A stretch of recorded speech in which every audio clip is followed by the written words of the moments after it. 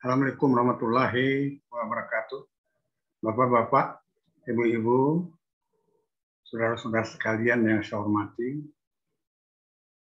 kita akan melanjutkan pembicaraan yang terakhir sudah kita bahas kemarin mengenai perencanaan. Kita dari awal sampai akhirnya syarat-syarat perencanaan. Kemudian kita pada perencanaan dalam kaitan dengan pengelolaan keuangan daerah itu didahului dengan kemarin ada alir siklus dari awalnya perencanaan, kemudian pelaksanaan, dan di dalam keuangan itu perencanaan, kemudian penganggaran, baru pelaksanaan, baru penatausahaan, baru pertanggungjawaban, dan diakhiri dengan pengawasan atau pemeriksaan. Nah, dari pengajian kita kemarin ada di akhir pembahasan pembicaraan itu disinggung mengenai GRS, Graphic Rating Skill.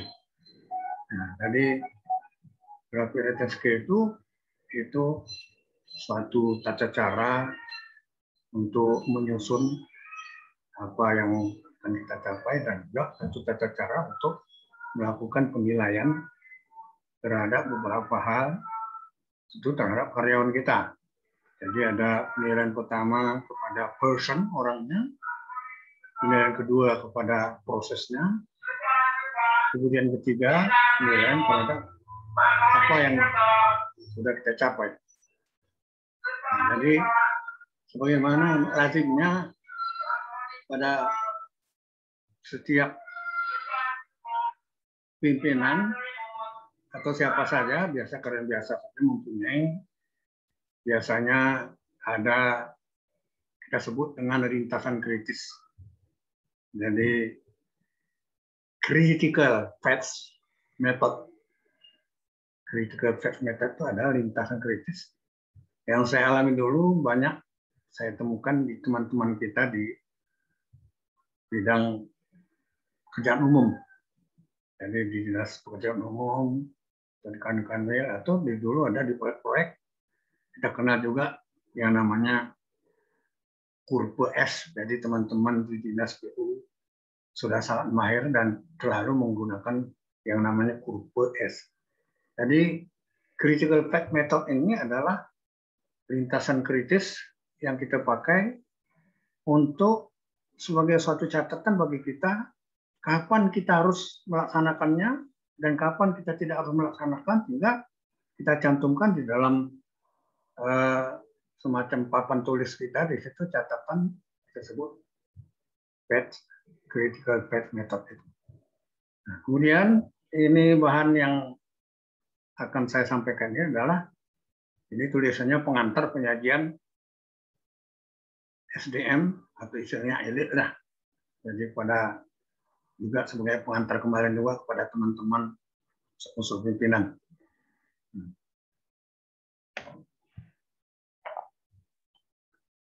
Lanjut. Nah, jadi kenapa saya tulis Siabi Tiba? Ya, saudara-saudaraku yang sudah pernah ikut PIM. PIM itu mulai dari tertinggi, PIM tertinggi angka 4. PIM 4, kemudian PIM 3, kemudian ada PIM 2. Nah, jadi ya ini di PIM 4 sudah tahu kita apa yang dimaksud dengan Siabi Tiba. Jadi artinya itu sebelum membahas sesuatu kita harus tahu dulu apa yang kita bahas. Jadi Siabi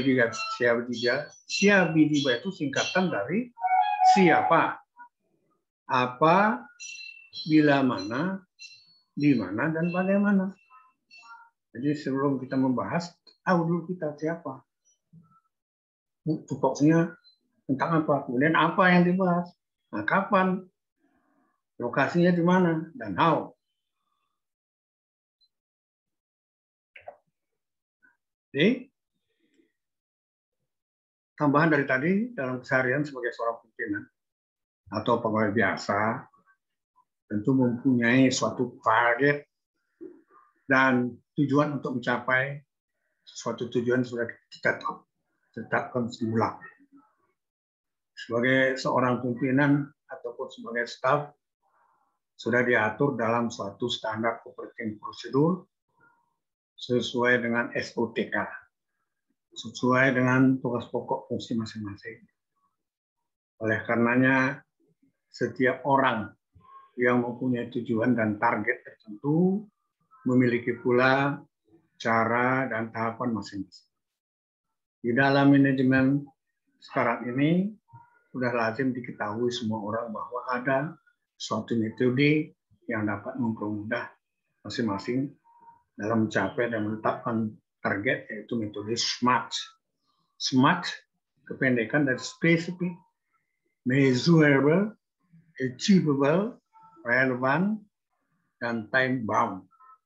Sebenarnya arti SMART sendiri sehari-hari, ya, apa itu SMART? Kalau Bapak Ibu-Ibu dulu, zaman dulu mungkin ada membeli kemeja mereknya Smart, sekarang udah nggak ada lagi. Smart itu sendiri artinya cerdas, pinter, smart. Jadi cerdas, pinter. Nah, relevan, inbound itu tadi kependekannya, yang ini kita singkat dengan spesifik, measurable, achievable, relevant, dan time bound.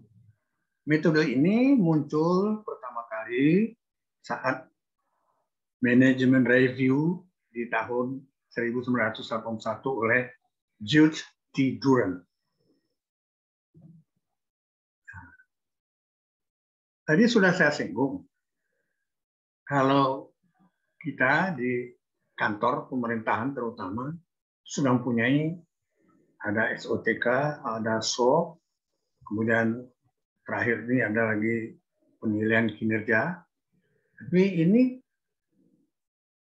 bukan aja di pemerintahan, di luar pemerintahan juga.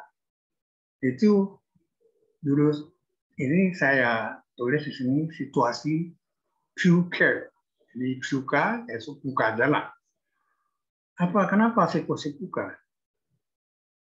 Coba Bapak, Ibu, saudara-saudara lihat kanan kiri, muka belakang. Dunia ini seperti apa sekarang ini?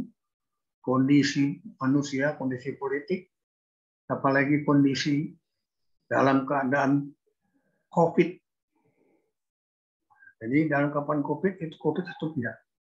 Jadi PUCA itu singkatan daripada volatility, uncertainty, complexity, ambiguity. Jadi volatility artinya dunia ini penuh gejolak. Mana-mana gejolak. Bukan saja gejolak ekonomi yang dunia, gejolak politik, gejolak macam-macam. Jadi penuh gejolak, penuh semua. Kemudian ada uncertainty. Uncertainty ini ketidakpastian, tidak jelasan. Orang sudah janji nanti, tahu-tahu akhirnya tidak jadi. Kemudian complexity, jadi suatu persoalan rumit semua di mana-mana. Nah, lalu ambiguity serba kabur, positif, dan budaya perusahaan yang kuat. Nah, jadi ambiguity bisa juga kalau kita dengan sahabat kita ada sahabat ambiguity. Jadi bias.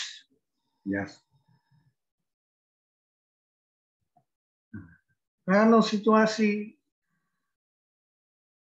virtuously itu menghadapi apa? Yang tadi volatility. Jadi situasi yang tadi ketidakpastian ini kita hadapi dengan virtuously. Jadi virtuousnessly itu excellency dengan keluar biasaan, dengan kecerdasan.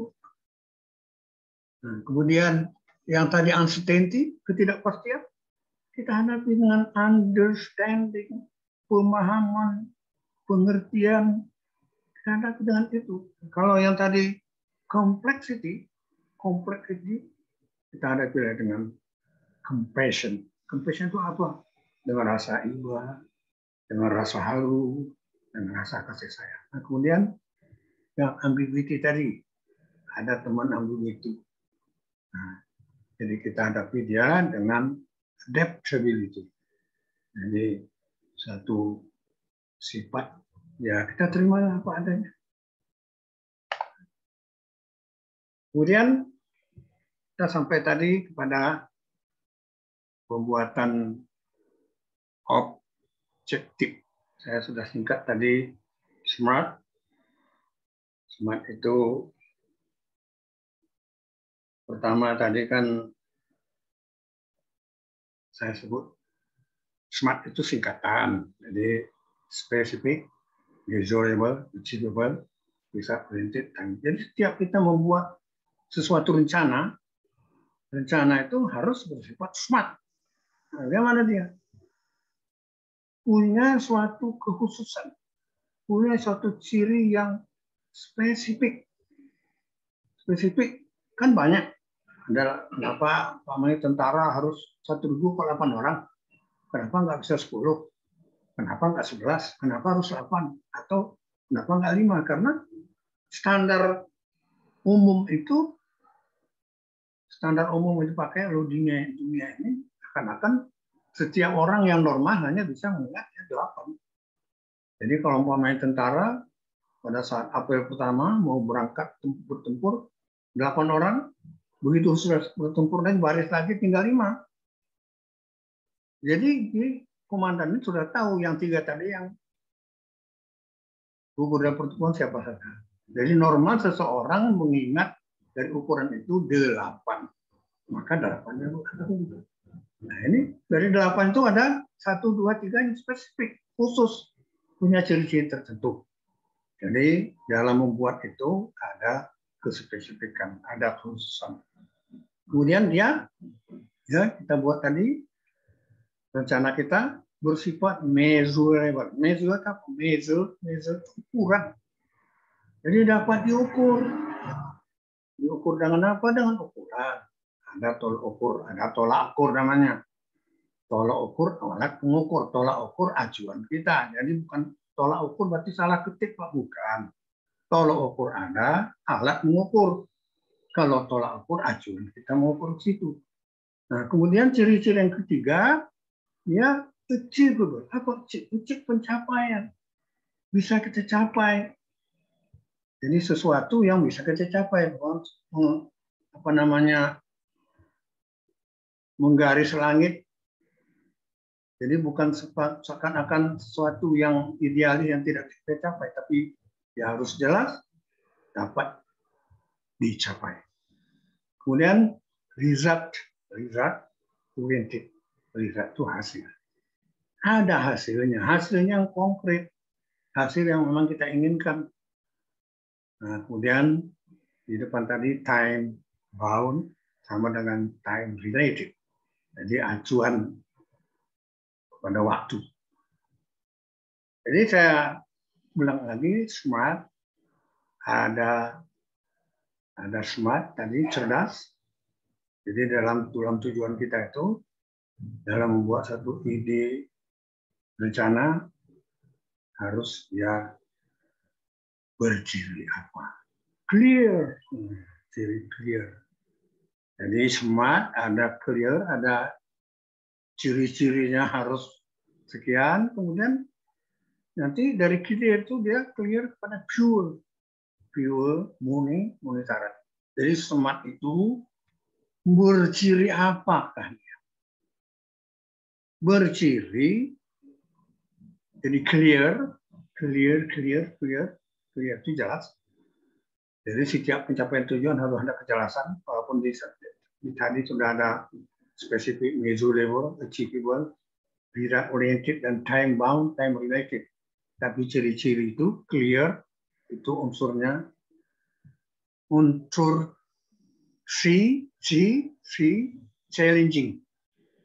Nah, challenging itu menantang, ada bersifat menantang dia kepada kita supaya kita tertarik. Jadi challenging dia, semua orang merasa tertantang gitu baru dia semangat untuk bergerak.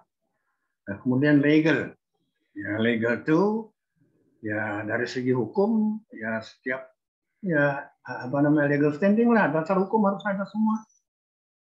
Apa jadi bersifat legal, umum, dia tidak mengandung sesuatu hal yang tidak patut. Nah, kemudian eagerness diinginkan.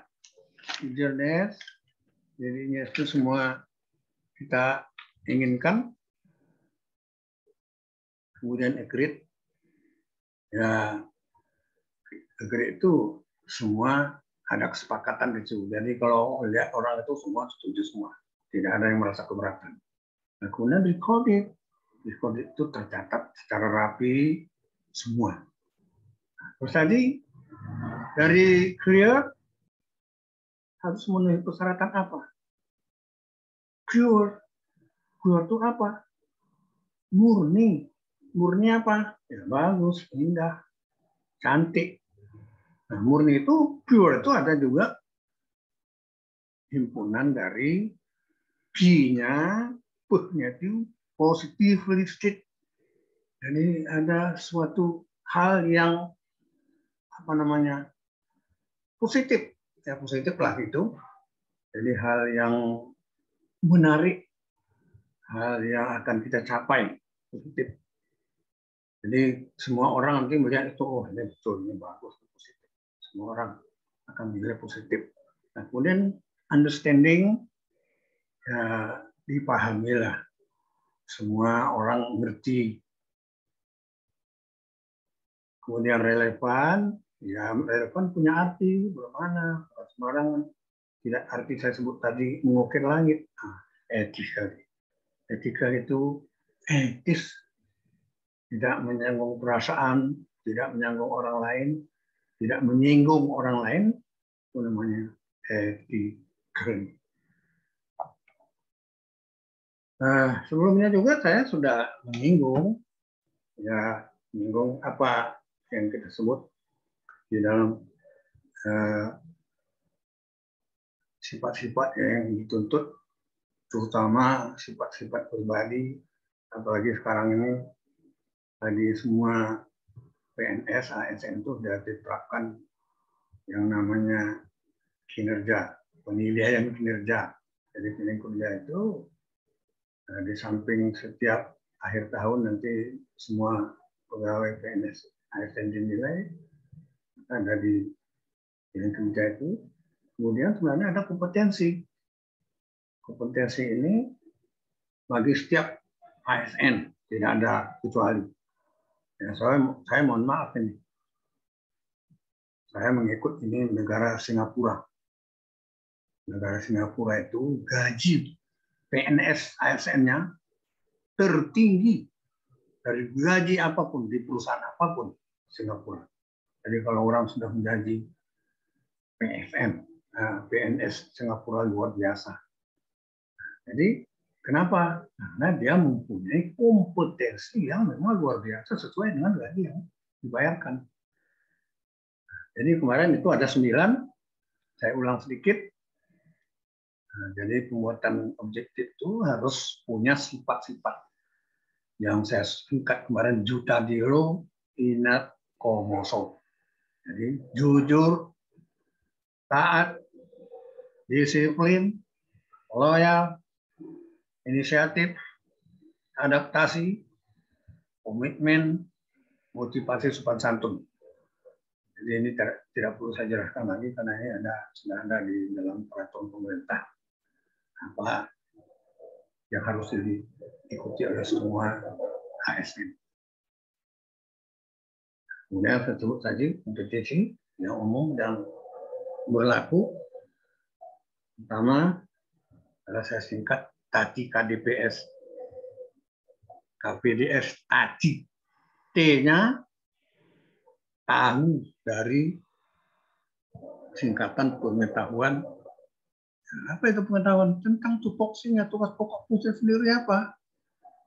Dia sebagai apa? Sebagai pembantu pimpinan. Dia bantu pimpinan. Syarat-syarat pembantu pimpinan. Ya saya terapkan dulu. Setengah jam saya dahulukan setelan jam saya dengan ya eselon 1 atau dengan menteri setengah jam, dengan eselon 1 15 menit, dengan atasan langsung saya misalkan 5 menit. Itu saya cepat gitu saya tuh. Supaya apa? Pada saat pimpinan saya belum datang, pada saat pimpinan masuk kantor, saya sudah di depan pintu. Selamat pagi, Bapak. Nah, kemudian waktu dia pulang, kita 15 menit diundurkan dari waktu dia pulang.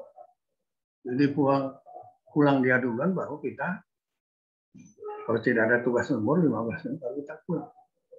Jadi kita mengetahui tugas pokok fungsi kita masing-masing kita kuasai. Tadi, A-nya apa? A-nya ahli. Ahli di bidang apa? Ahli waris, ahli baik. Ahli itu memahami, menguasai, lebih tahu dia. Jadi ahli di dalam bidang tugas pokok, tugas pokok fungsi itu. Kemudian terampil. Nah, terampil ini apa ini? Ini lihai, mahir, punya kecakapan khusus di bidang itu. Terampil di dalam pelaksanaan tugas. Kemudian I-nya apa? Tadi I-nya integritas pribadi, Pancasila. Jadi bukan bias, punya integritas pribadi itu didahulukan. NKRI, Pancasila. Lalu kemudian dia punya jiwa memimpin. Ya, ada ustadz yang mengatakan bahwa kita itu semua di dalam yang beragama Islam, semua Anda itu adalah ustadz. Semua ustadz itu memberikan sesuatu kepada setiap orang, seseorang, walaupun satu ayat katanya. Jadi misalnya suami ustadz daripada istri karena dia wajib membina istrinya. Kemudian kepada anak-anaknya. Begitu juga istri wajib jadi ustadz pada anak-anaknya. Kepemimpinan, jadi jiwa leader. Kemudian dedikasi, pengabdian, dedikasi kepada tupoksi tugas pada pimpinan, pada atasan, misalnya pada integritas tadi sudah, pada negara ini juga pada pimpinan berdedikasi. Lalu yang terakhir itu adalah sikap perilaku yang dituntut. Bagaimana saya sebagai seorang pimpinan bidang, saya tidak bangga kepada saudara-saudara kita, teman-teman kita di andai kata Bapak Ibu yang sering barangkali kita contoh aja ya, BRI suatu kebanggaan bagi kita masuk BRI baik satpam di depan maupun yang di tugas-tugasnya. Kalau kita datang pasti berdiri, apa yang bisa saya bantu Pak? Itu. Jadi itu ya, saya ulang lagi yang kita sebut tadi, kompetensi. Kompetensi itu kemampuan pribadi kita. Kalau tidak kompetensi kita sesuai dengan tupoksi kita, kalau sesuai sampai 24 jam kita tidak merasa capek. Itu namanya kompetensi. Sesuai dengan apa yang kita katakan. Kemudian kalau tidak sesuai, kita sudah sarjana S3, strata 3, tapi tidak sesuai, 1 menit aja kita duduk itu udah bosan. Jadi seluruh dari teman-teman dulu ada, saya terakhir saya ke Maluku Tenggara Barat, gedung-gedung puskesmas yang ada di situ pada saat itu, saya merasa alangkah indahnya. Alangkah indahnya. Bagaimana cara bisa dibuat puskesmas seperti itu. Jadi dari jauh aja kita datang, lihat gedung itu sudah merasa lapang. penyakit-penyakit yang sakit kepala ini sudah begitu melihat gedungnya sudah masalah, belum lagi bagaimana petugas-petugas kesehatannya. Jadi bertentangan dengan seluruh teman-teman dulu, itu puskesmas itu apa itu? Kenapa Pak puskesmas hanya 3 penyakit bisa sembuh? Apa itu? Pusnya pusing, terusnya keselio, masuknya masuk angin. Nah, ternyata sudah dari puskesmas yang dari Maluku Tenggara Barat, saya berobat saya ke RSCM Kencana. Sudah pengalaman Bapak Ibu. Jadi rumah sakit Cipto Mangunkusumo, rumah sakit RSCM Kencana yang katanya dulu dibangun oleh Ibu Menteri Kesehatan almarhum Bu Endang. Jadi itu juga sama, begitu kita masuk suasana situasi sudah lain. Wah, ini apa lagi? Jadi rasa nyaman, begitu menghadapi dokternya semua nyaman sekali. Ini sekedar pengalaman, uraian daripada kompetensi uraian daripada yang 9 unsur tadi, juta dilo komuso, juta dilo ingat komuso. Demikian ini Pak, tambahan daripada dari induk dari perencanaan yang terintegritas. Terima kasih. Assalamualaikum warahmatullahi wabarakatuh. Berapa menit, apa-apa.